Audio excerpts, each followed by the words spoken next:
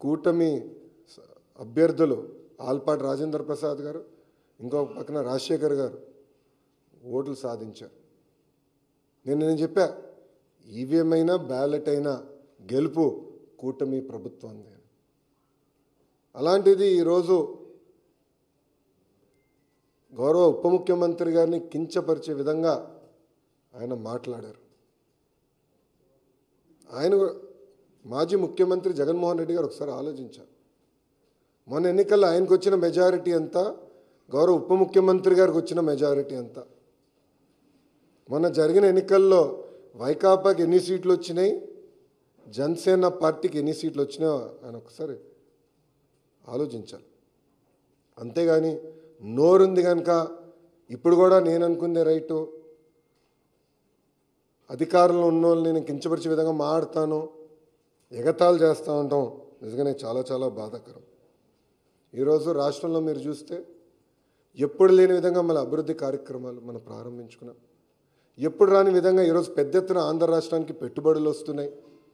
మీరు చూసారు, ఒక టీసీఎస్ కానీ, ఆర్సిలర్ మిత్తల్ కానివ్వండి, ఎన్టీపీసీ గ్రీన్ కానివ్వండి, రిలయన్స్ సిబీజీ ప్రాజెక్టులు కానివ్వండి, ఇట్లా అనేక పెట్టుబడులు ఎప్పుడు రాని విధంగా మన రాష్ట్రానికి వస్తున్నాయి.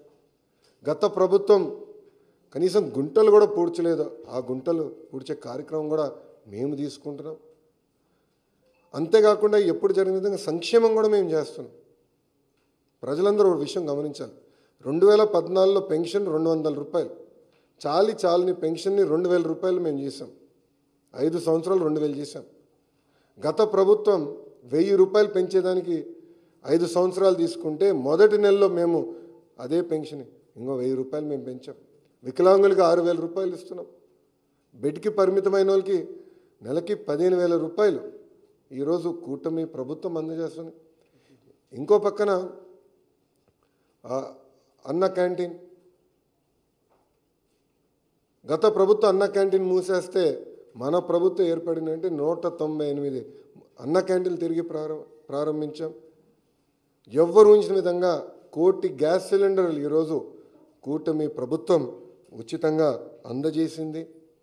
ఇంకా ఇసుక కూడా మీరు చూశారు, కేవలం లోడింగ్ ఛార్జీలు, ట్రాన్స్పోర్టేషన్ ఛార్జీలు తప్ప ఇసుకను కూడా మనం ఫ్రీ చేసాం. ఇంకా మిడ్ డే మీల్లో కానివ్వండి, సంక్షేమ హాస్టల్స్లో కానివ్వండి, ఈరోజు ఫైన్ రైస్ కూడా మన ప్రభుత్వం అమలు చేయబోతుంది. ఇంకా మే నెలలో తల్లికి వందనం కార్యక్రమం కానివ్వండి, అన్నదాత సుఖీభావ కార్యక్రమం కూడా అమలు చేయబోతున్నాం. 5 సంవత్సరాలు వాళ్ళు ఒక్క డిఎస్సి వేయలేదండి. అసలు డిఎస్సి పైన మాట్లాడే అర్హత మీకు ఎవరిచ్చారండి? నిరుద్యోగులు మా పైన బాధ్యత పెట్టారు. మొన్న జరిగిన గ్రాడ్యుయేట్ ఎన్నికల ఫలితాల తర్వాత బాధ్యత మాకు పెరిగింది. అందుకే మేము చాలా స్పష్టంగా చెప్పా, 1 మ్యాన్ కమిషన్ రిపోర్ట్ వచ్చిన వెంటనే డిఎస్సి ప్రక్రియ ప్రారంభిస్తాం. ఇప్పటికీ టెట్ పూర్తి చేశామని చెప్పి అది కూడా ఈ నెలలోనే చేస్తాను కూడా నేను నిరుద్యోగులకు హామీ ఇచ్చాను.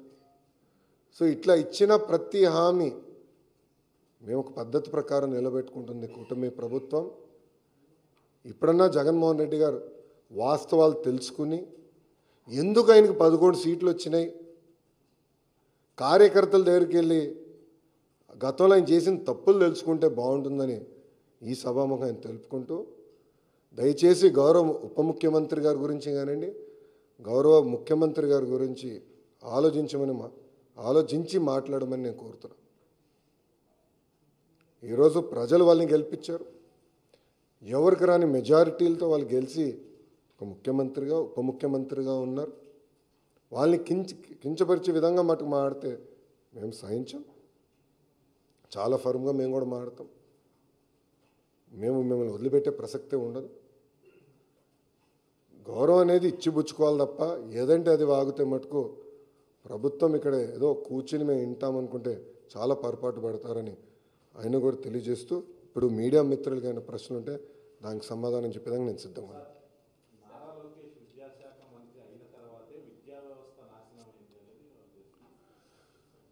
జగన్మోహన్ రెడ్డి గారు హెలికాప్టర్లో తిరిగేవాడండి. ఆయన పైన హెలికాప్టర్లో తిరుగుతుంటే కింద చెట్లు నరికిన రోజులున్నాయి. ఆయన హెలికాప్టర్లో తిరుగుతుంటే కింద ట్రాఫిక్ ఆపేసిన రోజులు కూడా ప్రజలు చూశారు. అందుకే వాస్తవాలు ఏం తెలీదు. గత ప్రభుత్వం 5 సంవత్సరాలు 12 లక్షల మంది పిల్లలు ప్రభుత్వ పాఠశాలకు దూరం అయ్యారు. ఎందుకు అయ్యారో ఆయన సమాధానం చెప్పమనండి.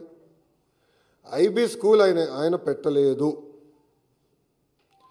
ఐబీ వాళ్ళ దగ్గర ఒక రిపోర్ట్ తీసుకునేదానికి 5 కోట్ల రూపాయలు ప్రభుత్వం వృధా చేసింది.